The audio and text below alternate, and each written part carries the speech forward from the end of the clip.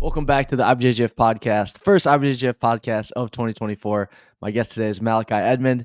Malachi is a 2021 World Silver Medalist, 2023 European Gold Medalist. He's going to be competing at the upcoming European Championships in just a couple weeks in Paris, France. Malachi, how are you doing? What's up, Danny? How are you? I'm good. I'm doing great. I'm really excited for this conversation. Last year at the Europeans, you kicked off 2023 with an amazing performance, won gold. So I want to start with that. You faced Diego Pato in the final last year in the light featherweight division. He was someone that you faced in the final of the Worlds in 2021. You ended up losing that match, but you came back into the Europeans, advanced to the final. What were your thoughts going into that final match with Diego Pato? Like I said, we did an interview after I won, or actually before we even fought. We did an interview. You asked me like who was I looking to fight and things like that. Yeah. And it was kind of the same. Fighting him, I didn't want to bring anything old into the match. Like I wanted it to be a blank slate. It's a whole new tournament, whole new year. So I didn't want to bring anything from my last match into this one. So he was just another guy standing in the way of, the European title. So I didn't want to boost it too much in my head because I know I probably would have let emotions come before like my mental. So that's how I kind of took it, like clean slate. It was a very close match. Why don't you tell us a little bit about how it went down and how you ended up getting the victory? I think strategy wise, I was a little bit ahead, so that helped a lot. Getting the two early in the match helped because he had to come back instead of me having to attack him. So I think I do a lot better when I'm on the attack. And even if I'm ahead, it makes it worse for people because I try not to stop the whole time. So being ahead in the match definitely helped. And then I think I got another two or at least an advantage that put me up just a little bit more. And I wouldn't say it was out of reach, but it made it harder because that advantage was late in the match. So it really hurt things. He's a really good competitor, but you don't see him fight from behind a lot. So I think it was nice to get that lead and see what he threw at me. Yeah, I want to get your take a little bit more on Pato as a competitor because he's had so much success, especially recently. He's now a two-time black belt world Two-time, champion. yeah. Two-time, yeah. He's won a lot of really important tournaments, of course, the world's other tournaments as well. So, what do you think makes him Pato such a dangerous and special opponent at light feather? His control of the match. I think once you get into his game, you're really stuck, and a lot of people get stuck in his worm. And he has a really good as well. So I think you can't let him get on the offensive too much. I think people get hypnotized because he's not I wouldn't say he's slow, but he can hypnotize you and make it look like, oh man, it's going to be a nice control match. And then he'll start to turn that speed up, but it's too late. He's already locked into his worm and things like that. So he's very methodical, I would say, and can easily hypnotize you. Like in 2021 at the Worlds in the final, I came out a little bit slow and he caught me off guard once he started to speed up. So 2023, I kind of knew like, all right, so it's a new match, but we're not gonna, let him push the pace. We're gonna push the pace the whole time. But he's an amazing competitor. Obviously, two-time world champ, but he's really good. Like you mentioned, you were able to get the lead early. You got the victory, got the gold medal. And what was really, really cool to me about that gold medal performance was that was your first gold medal at a major tournament at any belt. And you've been competing for a long time in major championships at all the belt levels. You've always done really, really well, always making the podium or almost always making the podium. But that was your first gold, and it came at black belt at the Europeans, a major championship. Tell me about that feeling and just how that added to the overall feeling and sense of accomplishment you got from that victory. It was great. Definitely, like you said, it was a long hiatus of gold because my first gold was in 2013 as a juvenile when I won the juvenile world title. So it was kind of like, all right, we're stepping into like manhood. We're going from juvenile to adult, but I'm going to keep that steam rolling. And I wouldn't say it was discouraging to not get a gold, but it was kind of like, oh man, next year, oh man, next year. And around like purple and brown was kind of like, all right, when am I going to stop the, hey, next year's my year kind of thing? And, everyone says that at the end of the year. Gi season's over. Oh, next year's my year, man. I'm going to do it. And it kind of like trickled down to like black belt. And I'm like, oh, man, like games are over. I'm technically a white belt again. So I don't want to wait, 6 or 7 years to say, oh man, next year's my year. So getting that European title was a nice kickstart into the goals. So now I'm really looking forward to getting back into that mindset and knocking down some more Grand Slam titles. You said you weren't too discouraged going those 10 years without a gold medal at a major championship, but I'm sure there were people and there were things that kind of helped you along the way and pushed you to keep getting better and keep striving for that gold medal. So can you talk about some of the things and the strategies that you used to just stay motivated and disciplined to keep going with that lifestyle of grinding for the gold medal even though you hadn't gotten it up to that point? For sure, I will say the team and family camaraderie we have around here is like it doesn't let you keep that chip on your shoulder. Like you always want to have a chip on your shoulder, but no one's going to keep you down here. Like, oh man, you're going into your black belt year and you've never won anything at a major, any golds. You're never going to do it. That's never said around here. Like, the motivation around here is just way too high, especially being the underdog coming into a lot of things. Like we're not really talked about like that. So that's kind of like, hey, this is your chance. And everyone has that going into tournaments from our team. Like family, your family, everyone thinks you can do it. So that was a big motivator. Another thing is like the coaches never giving up on us was huge. Especially like around purple, I started to have a job so that I could pay to go to tournaments and stuff, but still like a lot of coaches would be like, oh no, this guy's got an outside job, he's splitting jiu-jitsu and life, he's never going to do it. But my coaches would just motivate me and find those extra spaces for me to train or extra times for me to drill and work out and stuff like that to help me get to where I wanted to be. So I don't know if either I'm delusional or my coaches are delusional, but no matter how much they're gonna try to get you to that goal no matter what you're putting in. Even if you don't reach it, we're gonna still try our hardest to reach it. So I would just say the motivation and team family guys around you pushing to make you the best. Well, there's definitely no delusion. You ended up getting the gold, and you've had Yeah. other amazing performances at black belt as well. You had a great 2023 season. Now let's talk a little bit about 2024. You're going back to Paris, France to compete in the light featherweight division again at the Europeans. Got a really tough division. You got guys like Zach Kaina, Tomoyuki Hashimoto, Mayram Alves, Hiago George, to name a few of the many excellent competitors in that division. Have you looked at the list of competitors for the division, and how do you feel like the division is evolving and growing over time? Light feather's always really stacked, but I want to hear your thoughts on how it's been getting even better. Yeah, I've looked at it here and there. I haven't checked it in the last couple of days, but the last time I checked, I will say there are a lot of young guys coming into light feather. Especially during COVID, the tournament scene kind of slowed down a little bit, but people definitely didn't stop training. So now that it's back and flowing, there are a lot of brown belt guys that were off the scene a little bit, or in the UAE or stuff like that are starting to move up to black. And even the young guys like Zach, who are coming from AOJ, they're starting to make a name for themselves at the black belt level, and it's exciting. There's fresh blood. The light feather division was run by the Miao brothers and Iago George and Tiago Barros for a long time. So to see that title pass around is awesome. So I'm hoping to throw my hat in the ring and grab a title while I'm out there as well. So I know you're someone who likes to study the game quite a bit, and you threw out some names already from the light featherweight division guys who kind of dominated. But I want to get your take on who some of the guys were that you watched coming up, who were some of the black belts that you looked up to, and whose games you tried to emulate. For sure. I actually looked higher and then lower. So when I first started around like blue belt, my coach Macedonia actually had me watching Galval because he thought I was going to be a little bit bigger, thought I was going to be like middleweight. Unfortunately, I didn't get that high. So we switched and pivoted.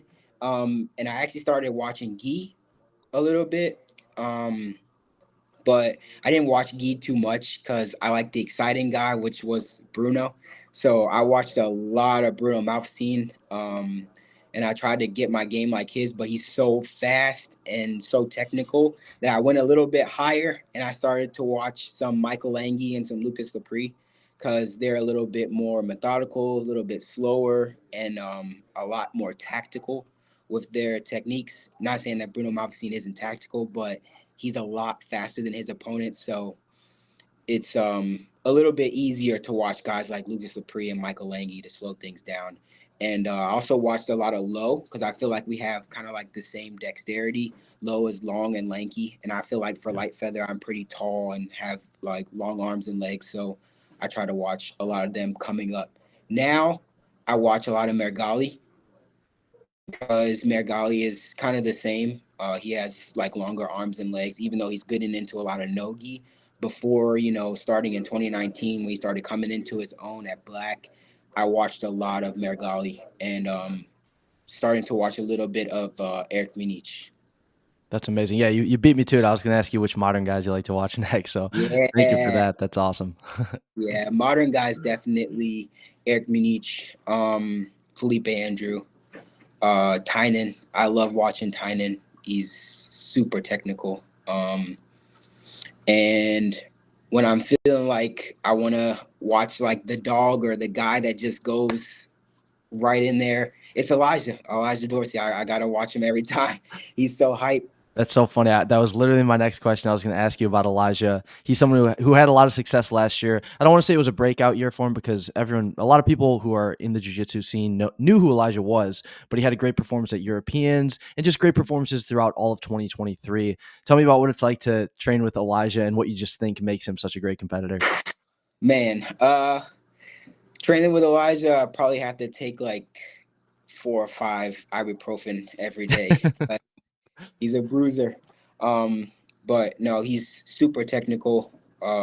His pressure is like out of this world. It's something that's hard to deal with, especially being light feather